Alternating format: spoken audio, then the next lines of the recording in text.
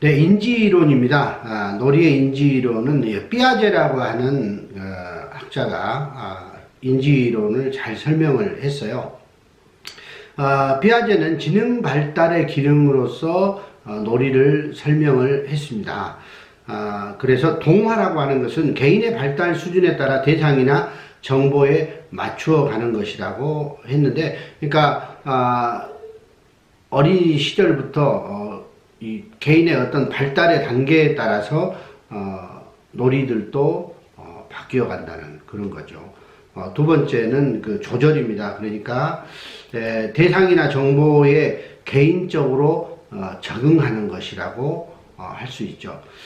그래서 이 인지이론에서는 동화와 조절의 이 기능을 여러분들이 잘 기억을 하시고 생각을 해 보시면 좋겠습니다. 자, 인간의 감각 운동 발달 단계를 보자면 1단계는 감각 운동기이고요. 2단계는 전 조작기라고 합니다. 3단계는 구체적 조작기, 4단계를 본격적 성인 놀이로 진입하는 단계라고 할 수 있는데, 1단계 이 감각 운동기는 0에서 2세 정도의 시기에 이루어지는 건데, 학습된 활동으로 숙달하고 자랑하는 단순한 즐거움 때문에 반복하는 시기입니다. 그러니까 까꿍 했는데 이렇게 웃는다거나 뭐 엄마 없다 까꿍 하면 애기가 이렇게 보면서 이렇게 웃게 되고, 또 어떤 행동을 하는데 엄마 아빠가 막 좋아서 박수를 치면 아기는 이제 그것을 보면서 즐거워하고 또 그걸 반복하는 그런 놀이들을 가지고 하죠. 2단계에는 전 조작기로서 2살부터 7살까지 정도의 시기입니다. 자아중심적에서 현실 적응 단계로 가는 거예요. 그러니까 아기가 기어다니면서 했던 이런 놀이에서부터 점차적으로 서게 되고 또 걷게 되고 뛰게 되고 하면서 현실에 적응을 해 가는 거죠. 이렇게 놀이도 처음에는 그냥 단순한 놀이를 가지고 했다가 점차적으로 숫자 놀이 또는 글자 놀이, 이러한 그 단계들을 생각을 하면서 할 수 있는 단계들로 진화된다는 거예요. 3단계는 구체적 조작기입니다. 그러니까 상징적 놀이를 규칙 있는 집단 놀이로 이제 대체하기 시작을 하죠. 그래서 이제 어린이들이 이제 함께 놀이터에서 아이들과 다른 아이들과 어떤 역할을 가지고 놀이를 시작하는 구체적인 조작기라고 할 수 있어요. 이때부터 이제 어떤 사회적인 적응을 하기 시작하죠. 이때 이제 놀이를 잘 구성하고 아이들과의 관계를 어떻게 갖느냐에 따라서 성인이 될 때까지 많은 영향을 줄 수 있다는 거죠. 자, 4단계는 본격적인 성인 놀이로 진입하는 단계인데, 사실 어린이 시절에는 우리가 그러잖아요. 친구가 보고 싶어서 또 친구를 만나려고 이렇게 가요. 야, 영식아 이렇게 놀자라고 해가지고 하루 종일 이렇게 놀아요. 그리고 또 친구가 없으면 안 되잖아요. 요즘 초등학생들이나 중학생들 어렸을 때는 사실 엄마 아빠가 최고로 생각이 되지만, 청소년이 되고 나서 친구를 알게 되고 자아가 형성이 되기 시작하면 오히려 엄마 아빠하고는 문을 닫죠. 그리고 친구하고만 이렇게 전화를 가지고 이야기한다거나 친구하고 속마음을 털어놓는다거나 또 그런 친구 또래 집단을 형성을 해가지고 자기들이 놀이를 하게 되는 거예요. 그러니까 이때 시절에 올바른 놀이 또 바른 어떤 인간관계들을 잘 형성할 수 있도록 우리 사회가 청소년의 놀이 문화에 대해서 관심을 참 많이 가져야 됩니다. 근데 지금은 굉장히 개인적이고 또한 어떤 규격화된, 어떻게 보면 어른이나 애들이나 요즘에는 스마트폰을 가지고 게임을 많이 하게 되는데, 이제 그런 개인화되는 어떤 형상들이 상당히 조금은 염려가 되는 부분도 있다고 저는 보거든요. 예, 청소년이나 그 어린이 시절에는 그렇게 되지만 성인이 되면 오히려 이 놀이가 현실에서 벗어나려고 하는 경향을 갖는 것들을 많이 갖습니다. 골프도 마찬가지예요. 골프도 사무실에서 또는 좁은 공간에서 있다가 넓은 곳에 가서 좋아하는 사람들과 5시간 정도 이렇게 골프를 치면서 게임을 할 때 현실 도피적인, 또 해외여행을 가서 스키를 즐긴다거나 스쿠버 다이빙을 한다거나 트레킹을 한다거나 이런 것들이 대부분 이제 놀이의 그 발달 단계에서 보면 그쪽으로 이렇게 가는 경향을 볼 수가 있고요. 놀이는 기본적인 이 학습 경험 이러한 그 경험을 통해서 우리가 살고 있는 생활 환경과 상호작용을 하는 그런 역할이에요. 그러니까 놀이가 우리 삶을 떠나서는 존재하기가 어렵다는 이야기죠. 그러니까 생활 속에서 또 우리의 삶 속에서 나오는 여러 가지 경험적 요소들을 가지고 놀이는 형성되어지고 만들어진다고 할 수 있어요. 네 번째, 이 혼합 이론을 보게 되면 첫째는 자기 표현입니다. 그래서 인간 유기체의 자연적인 상태는 활동입니다. 그래서 이 활동이 주로 이루어진다는 가정하에서 시작되는 이론이 되겠습니다. 그래서 활동을 통해서 표현하는 거예요. 어렸을 때는 뭐 새놀이를 한다거나 동물을 흉내낸다거나 이런 것들을 통해서 어때요? 뭔가를 표현하고 또 그것이 좀 더 발달돼서 놀이화돼서 이제 게임화되는 그런 형상들을 가지고 있죠.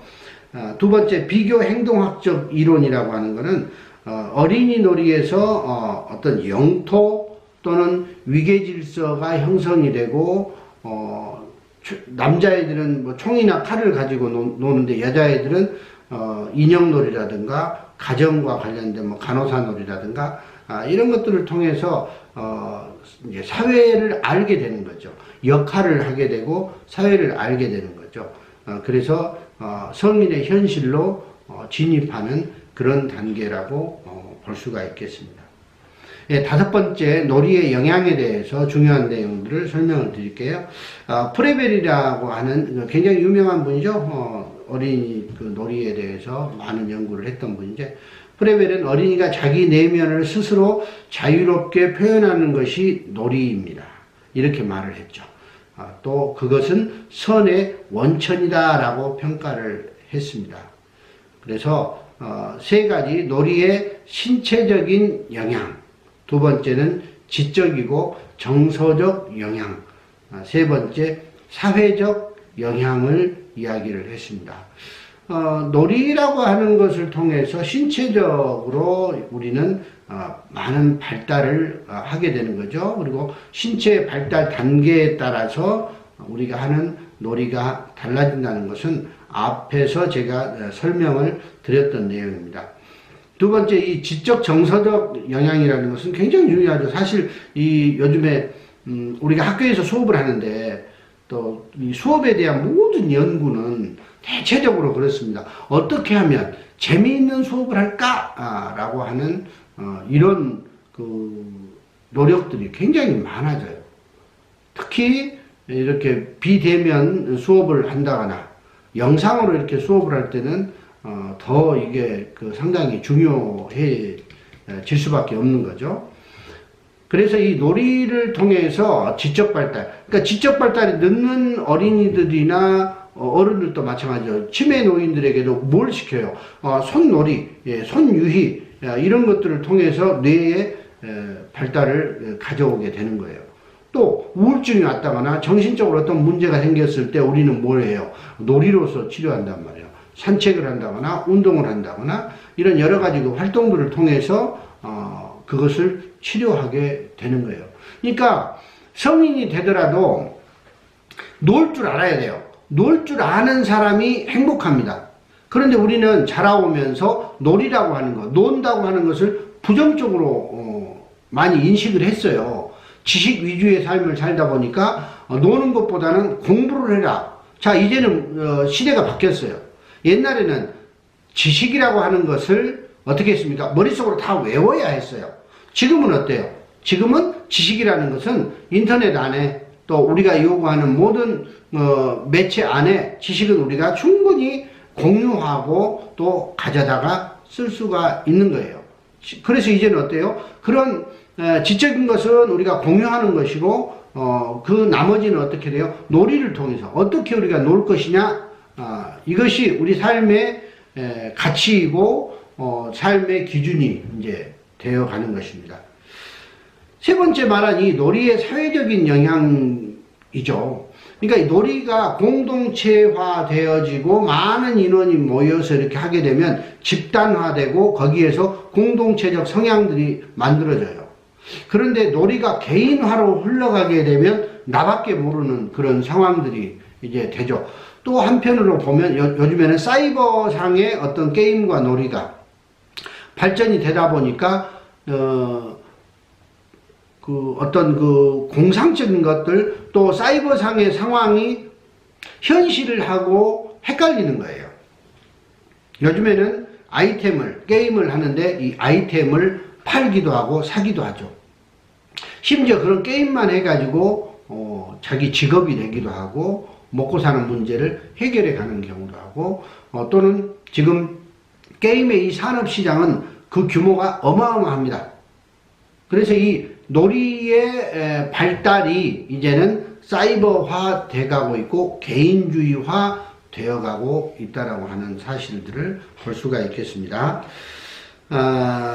마지막으로 여가와 놀이의 관계에 대해서 여러분 보시게 되면 놀이라고 하는 것은 이 재미와 진지함이 동시에 공존하는 행위다. 원래 이 놀이라고 하는 것에서 노래도 파생이 됐다고 저는 보거든요. 우리말에 보면 논다라고 하는 것은 나 자신을 내려놓는다라고 하는 거예요. 논다. 놀 때는 나를 내려놓고 놀아 이 말이에요. 제대로 잘 노는 사람들 있잖아요. 완전히 그냥 제대로 잘 놀 때는 눈이 그냥 신들린 것처럼. 애들도 똑같아요. 나가 놀아라 그러면 신난다 그러죠. 신난다. 신이 내 안에서 나온다라는 이야기예요. 그러니까 신의 본질은 뭐예요? 즐거움이에요. 행복이에요. 사랑이에요. 네. 그렇기 때문에 놀이라고 하는 것은 재밌어야 돼요. 재미. 요즘에는 이 재미가 돈이 되고 재미가 우리 삶에 굉장히 중요한 영역을 차지하게 됩니다. 그래서 이 재미라는 것은 자유, 즐거움, 열광, 흥분 이런 인간의 본질적인 욕구를 의미하는 것이 바로 재미예요. 여러분 대학원 생활도 재밌어야 돼요. 그렇죠? 그래서 좋은 인간관계, 좋은 사람들과 함께 즐겁게 수업하는 것, 배운다는 것, 또 알아간다는 것 자체에다가 의미를 두고 즐겁게 공부하는 것, 이게 굉장히 중요한 자세라고 볼 수가 있어요. 그래서 오늘날 이 대부분의 사회적인 문제라든가 이런 것을 여러분 보게 되시면 대개가 제대로 된 놀이 문화가 없기 때문에 생기는 것이 많아요. 그래서 제대로 놀 줄 아는 사람이 되십시오. 나 혼자든지 옆 사람 친구하고든지 즐겁고 재미있게 노는 그런 연구를 많이 하세요. 그게 바로 성공적인 인생이고 행복한 삶의 기본이 될 수가 있습니다. 이 놀이라고 하는 것은 이 모든 여가 활동의 근본이 되는 겁니다. 우리가 앞전 시간에 여가에 대해서도 배웠잖아요. 그러니까 이 여가 시간에 하는 즐거운 어떤 행위, 재미있는 행위 이런 것들이 바로 놀이의 기본이 된다는 겁니다. 잘 놀 줄 아는 사람, 그 사람이 바로 행복을 추구하고 행복한 사람이 될 수 있는 비결이라는 것 머릿속에 꼭 기억을 하시기 바랍니다. 자, 오늘 여기까지 하겠습니다. 잘했다고 생각하시는 분 박수.